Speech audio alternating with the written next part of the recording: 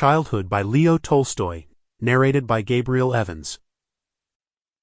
Childhood by Leo Tolstoy, translated by Charles James Hogarth, 1869–1945. Chapter 1. The Tutor, Karl Ivanitch. On the 12th of August, 18 something, just 3 days after my 10th birthday, when I had been given such wonderful presents, I was awakened at 7 o'clock in the morning by Karl Ivanitch slapping the wall close to my head with a fly-flap made of sugar paper and a stick. He did this so roughly that he hit the image of my patron saint suspended to the oaken back of my bed, and the dead fly fell down on my curls. I peeped out from under the coverlet, steadied the still shaking image with my hand, flicked the dead fly onto the floor, and gazed at Karl Ivanitch with sleepy, wrathful eyes. He, in a parti-coloured wadded dressing-gown, fastened about the waist with a wide belt of the same material, a red knitted cap adorned with a tassel, and soft slippers of goatskin, went on walking round the walls and taking aim at and slapping flies.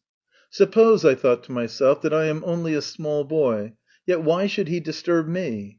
Why does he not go killing flies around Volodya's bed? No, Volodya is older than I, and I am the youngest of the family, so he torments me. That is what he thinks of all day long, how to tease me. He knows very well that he has woken me up and frightened me, but he pretends not to notice it. Disgusting brute! And his dressing-gown and cap and tassel too, they are all of them disgusting.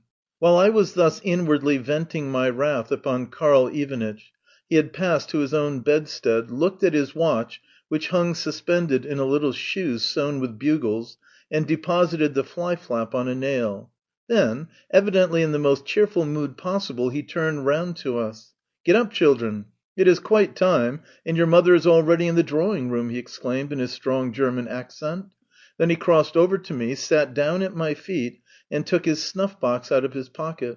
I pretended to be asleep.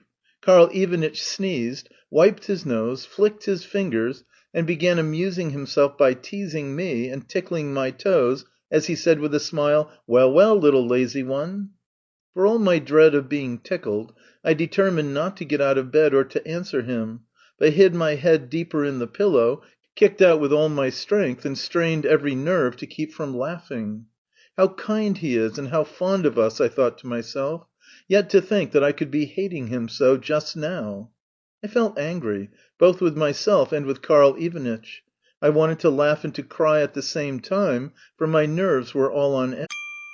Sample complete. Ready to continue?